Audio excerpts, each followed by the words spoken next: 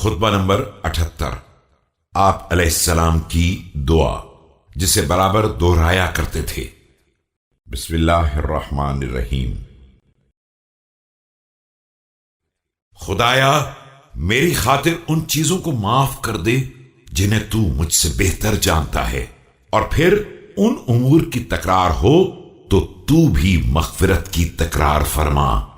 خدایا ان وعدوں کے بارے میں بھی مغفرت فرما جن کا تجھ سے وعدہ کیا گیا لیکن انہیں وفا نہ کیا جا سکا۔ خدایا ان اعمال کی بھی مغفرت فرما جن میں زبان سے تیری قربت اختیار کی گئی لیکن دل نے اس کی مخالفت ہی کی۔ خدایا آنکھوں کے طنزیہ اشاروں، دہن کے ناشائستہ کلمات، دل کی بے جا خواہشات اور زبان کی ہرزہ سرائیوں کو بھی معاف فرما دے۔